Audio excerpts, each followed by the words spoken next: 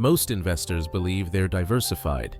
They hold 5 to 6 mutual funds, maybe 10 stocks from different sectors, perhaps even a small crypto position. But here's the uncomfortable truth. That's not diversification. That's concentration in disguise. Think about it. 10 different Indian mutual funds still mostly hold the same top Nifty 50 companies. US investors in diversified tech funds are still betting on one sector. And crypto? 90% of those coins move in the same direction as Bitcoin. So, when a crisis hits, 2008, 2020, or the inflation wave of 2022, portfolios that looked diversified fall together. Because real diversification isn't about owning more, it's about owning different assets, different cycles, different geographies. That's why the rich don't just hold stocks. They hold real estate, bonds, gold, global ETFs, and alternatives. Each one moving differently when the storm comes. Class begins. Let's rewind to history. In 2008, when Lehman collapsed and global markets crashed, US equities lost 40–50%, but US Treasury bonds surged. Gold preserved wealth. Investors holding only stocks were wiped. Investors holding multiple asset classes survived. In 2020, when COVID froze the world, airline stocks collapsed 70%. Real estate slowed, but tech equities soared. Commodities rebounded with stimulus. Again, those who were concentrated panicked. Those who were diversified breathed. And here's the pattern. Every crash in history punishes concentration. Every recovery rewards diversification. That's why the wealthy treat diversification as a shield, not a luxury. They know. Returns vary year by year, but risk never goes away. And the only way to tame risk is to spread it intelligently. Diversification doesn't guarantee profits, but it guarantees survival. And survival is the first rule of wealth.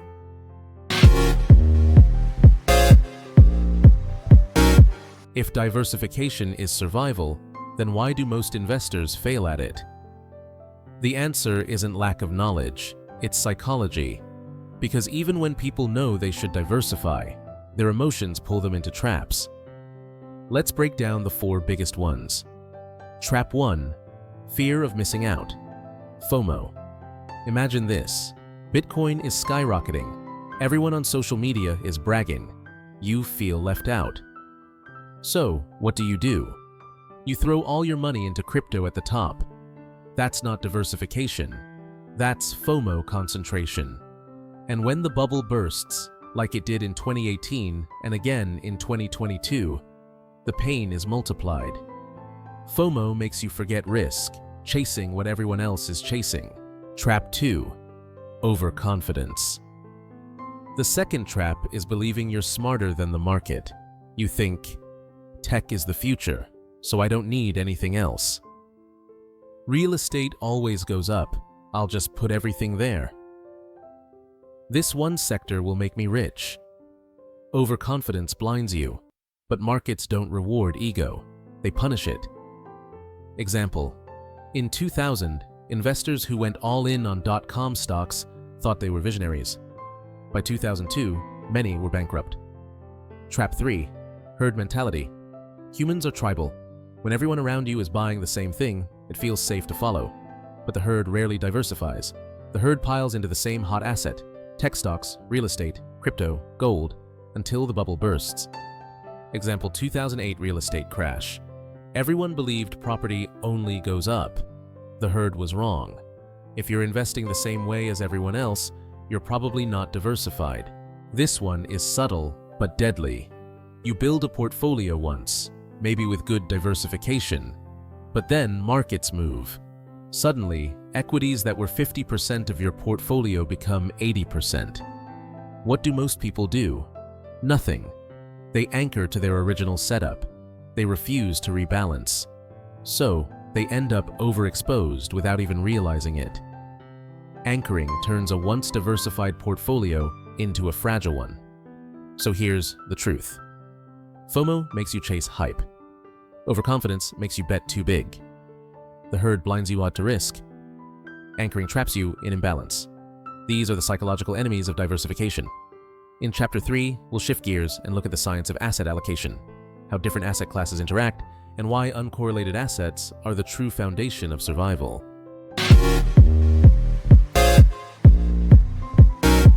Now that we've exposed the psychology traps, let's move into the science. Because diversification isn't random, it's mathematical. It's about combining assets that move differently from one another. This is where most investors fail. They think owning more equals diversified. But if everything in your portfolio moves together, you're not diversified. You're just crowded. The key principle: correlation. Correlation measures how two assets move relative to each other. If two assets have high correlation, close to +1, they move in the same direction. That's the magic of diversification. You want assets that zig when others zag. Example: stocks and bonds often move in opposite directions. Real estate often lags equities but provides stability. Stocks versus bonds. Stocks equals growth engine. Explosive in expansions, fragile in crashes. Bonds equals shock absorbers. They shine when fear drives investors to safety. Together, they stabilize portfolios. Real estate. The tangible anchor. Real estate doesn't always move with stocks. It benefits from inflation, rents rise. It can protect wealth when equities crash, though not always instantly. That's why wealthy families hold property across multiple cities and countries, commodities and gold. The insurance policy. Gold doesn't produce cash flow, but it protects in crises. During inflation, gold rises. During geopolitical shocks, gold stabilizes. It's not a growth asset, it's insurance. And insurance is priceless in a storm. Alternatives like crypto, startups, or private equity don't correlate tightly with traditional markets. They can collapse suddenly, but they can also deliver 10x returns. Wealthy investors use them carefully. 5–10% allocation, not more. Enough to benefit from upside, small enough not to destroy the portfolio. Here's the formula: mix growth assets, equities. Add stabilizers, bonds, real estate. Protect with insurance, gold, commodities. That's why portfolios built on allocation science consistently beat portfolios built on hype. In Chapter 4, we'll expand this concept globally, exploring why the rich never limit themselves to one country, and why geographic diversification is the next frontier of true wealth protection. Most investors make the same mistake. They invest only where they live. Americans hold mostly US stocks. Indians hold mostly Indian equities and real estate. Europeans hold mostly EU-focused funds. It feels safe. It feels familiar. But it's dangerous, because no single country is immune to risk. The wealthy understand this. That's why they spread their wealth across borders. Why geographic diversification matters. 1. Currency risk. If your entire portfolio is in one currency, inflation or devaluation eats your wealth. Example: in the last decade, the Indian rupee lost 40% against the US dollar. 2. Economic cycles. Not all economies move together. While the US slows, emerging markets like India or Vietnam may boom. Diversifying across cycles reduces volatility. 3. Policy and political risks. Governments can impose sudden taxes, bans, or regulations. Example: China's tech crackdown in 2021 wiped billions from giants like Alibaba and Tencent. Case studies: 2022 Russia-Ukraine war. Local Russian investors saw wealth evaporate when markets froze. Global investors, though affected, had buffers elsewhere. India's growth story. Global investors who allocated to India early saw exponential returns. Locals who only held Indian assets didn't gain the same relative advantage due to currency loss. The wealthy's mindset. For the rich, wealth isn't local, it's borderless. They think in terms of dollar, euro, rupee, yuan, not just one. Sectors booming in one region while others slow. Political risks balanced across continents. That's why global diversification isn't an option. It's a necessity. So here's the truth. If your portfolio is trapped in one country, you're not diversified. You're vulnerable. Because real wealth isn't built on patriotism. It's built on pragmatism. In Chapter 5, we'll study how the wealthy put all of this together, with real-world allocation models that show exactly how portfolios are engineered to survive storms and grow steadily. We've covered the psychology, we've studied the science. Now let's see how the wealthy put it all together. Model 1. The classic 60/40ths. Portfolio, 60% equities, growth engine, 40% bonds, stability and income. For decades, this was the gold standard. It worked because stocks and bonds often moved in opposite directions. Example: in 2008, stocks crashed, but bonds soared. In 2020, bonds cushioned equity volatility. Model 2, the all-weather portfolio, Ray Dalio, designed to survive any economic season. 30% stocks, growth, 40% bonds, safety, 15% commodities, ESP is gold, inflation hedge, 15% other diversifiers, inflation-protected bonds, alternatives. Why it works. In expansions, stocks drive returns. In recessions, bonds stabilize. In inflation, commodities protect. In crisis, diversification across cycles. Model 3. The Barbell Strategy, Nassim Taleb. Think of a gym barbell. Weights at both extremes, nothing in the middle. 80–90% in ultra-safe assets, bonds, cash, gold. 10–20% in ultra-risky bets, crypto, startups, growth stocks. Why it works. The safe side guarantees survival. The risky side provides asymmetric upside. Example: if crypto collapses, 90% of your portfolio is safe. Model 4. The core satellite approach, modern and flexible. Core, 70–80%. Equal sign boring, diversified base, index funds, global ETFs, REITs, bonds. Satellite, 20–30%. Equal sign high conviction ideas, A stocks, emerging markets, crypto. Why it works.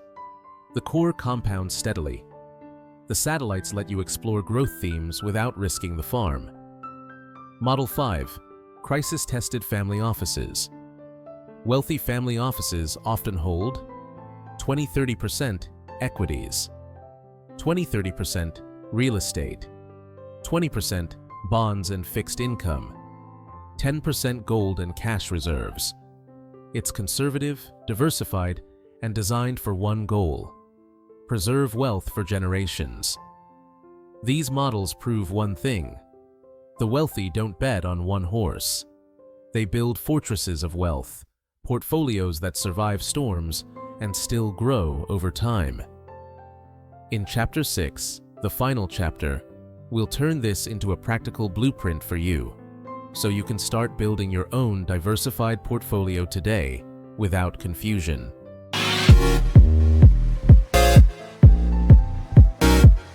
We've studied the psychology.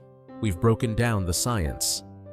Now, let's bring it all down to earth, into an action blueprint you can follow today. Step 1. Audit your current portfolio. Look at where your money is right now. Is it 80% in equities, 90% in local assets, or even worse, 100% in one sector? Write it down. Awareness is the first step. Step 2. Identify the gaps. Do you have bonds or fixed income? Do you have gold or commodities?